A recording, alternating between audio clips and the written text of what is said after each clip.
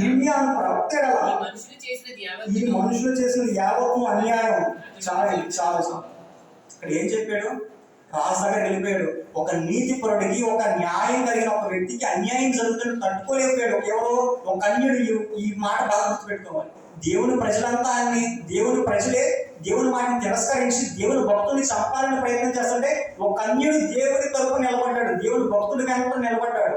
అది వచ్చి ఏం చేశాడు? రాజు దగ్గరకు వచ్చి, రాజా మీరు చేసేది అన్యాయం. ఇక్కడ ఇర్మియా గారికి సహాయం చేయడం అనేది గొప్ప విషయం, చాలా ధైర్యం ఉండాలి. కానీ ఇక్కడ ఏం చేస్తున్నాడు? రాజు దగ్గరకు వచ్చాడంట. రాజు దగ్గరకు వచ్చి, రాజా మీరు మీ ప్రజలు చేసేది అన్యాయం అని చెబుతున్నాడు. ఇతనికి ఎంత ధైర్యం ఉండాలండి? ఒక రాజు సమక్షంలో నిలబడి, తన ముందు నిలబడి, రాజా నువ్వు చేసేది తప్పు, నువ్వు చేసే అన్యాయం చెప్పాలంటే తనకి ఎంత ధైర్యం, ఎన్ని గుండెలు ఉండాలండి కదా.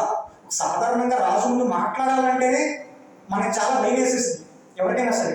అలాంటిది నువ్వు చేసేది తప్పు అని ఎదురుండి నిలబడి చెబుతున్నాడంటే అతను ఎంత ధైర్యం కావాలండి, ఎంత ధైర్యం కావాలి. ఈ ధైర్యం అంతా ఎక్కడి నుంచి వచ్చిందంటే దేవుని తరపున నిలబడ్డాడు కాబట్టి. ఇంకా ఏం చేశాడు అతను? ఇతను ఏం చేశాడంటే చూద్దాం 10వ వచనం. అందుకు రాజు, నీవు ఇక్కడ నుండి 30 మంది మనుషులను వెంట పెట్టుకుని పోయి ప్రవక్త ఇర్మియా చాలా మునుపు ఆ గోతిలో నుండి అతను దీవించమని కూషీయుడకు ఎబెద్మెలెకుకు సెలవీయగా. రాజు దగ్గరకు వచ్చాడు. తన యొక్క తప్పుని, రాజు సైతం తను ఏంటో తప్పు, తను ఏ తప్పు చేశాడో ఆ తప్పు తెలుసుకునేలా చేశాడు. ఒక మనిషి, సాధారణ మనిషే తన తప్పు తను తెలుసుకునేలా చేయడం అనేది చాలా కష్టమైన పని. అలాంటిది రాజు చేసిన తప్పుని తెలియజేశాడు, ఆ తప్పు తనే తెలుసుకునేలా చేశాడు. రాజు ఒక రిలీజ్ అయ్యే చేశాడు, ఒక పశ్చాత్తాపడేలా చేశాడు.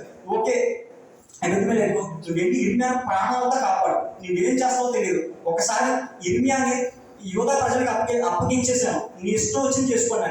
ఇప్పుడు నీకు అప్పగిస్తున్నాను ఇర్మియాని, నీకు నచ్చింది చేసి తన ప్రాణాలు కాపాడు. ఇప్పుడు ఎబెద్మెలెకు ఏం చేస్తాడో చూద్దాం. 12వ వచనం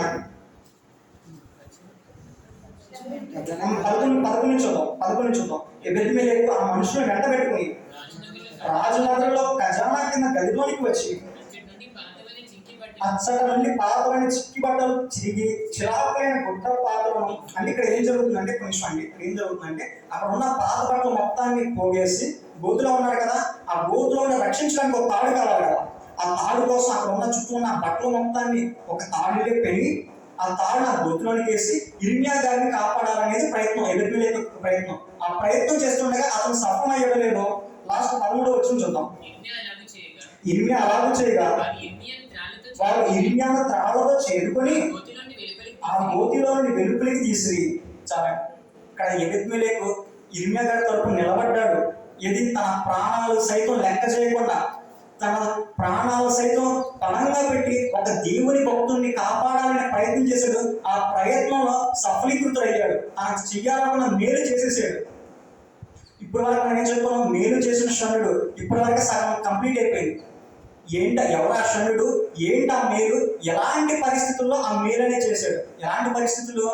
తన చుట్టూ ఎవరైనా ఇర్మియా గారిని ఎనక నిలబడినా, ఇర్మియా గారికి సపోర్ట్ చేసినా తన ప్రాణాలు గాల్లో కలిసిపోతాయి. అలాంటి పరిస్థితుల్లో ఇర్మియా గారు వెనక నిలబడి ఇర్మియా గారిని రక్షించిన ఒక యోధుడు, ఒక మంచి, ఒక విశ్వాసి, దేవుని పట్ల విశ్వాసం కలిగిన వ్యక్తి ఈ క్షణుడు. ఇంతటితో కాలం కలిసిపోయింది, కాలం గతించిపోయిందండి. కాలం గడిచిపోతే ఏమైపోయింది? ఎంత మేలు చేసినా మర్చిపోతాం. సాధారణం అది, మనుషులు మర్చిపోవచ్చు. కానీ పై నుండి మొత్తం చూసి దేవుడు ఒక వ్యక్తి ఉంటాడు కదా. మనం ఇప్పుడు సెకండ్ టర్మ్లోకి ఎంటర్ అవుతున్నాం. గుర్తు పెట్టుకున్న దేవుళ్ళలో మనుషులు మర్చిపోవచ్చు. కాలం గడిచే కొందికి, తరాలు మారిపోయే కొందికి మనుషులు మర్చిపోతాం, వాళ్ళు చేసే మేలు మర్చిపోతాం. కానీ ఒక్కళ్ళు గుర్తు పెట్టుకున్నారండి. ఎవరు ఆ వ్యక్తి, ఎవరు గుర్తు పెట్టుకున్నారు అని మనం ఆలోచించినట్లయితే, ఇర్మియా గ్రంథం 39వ అధ్యాయం 15వ వచనం. ఇర్మియా గ్రంథం 39వ అధ్యాయం 15వ వచనం.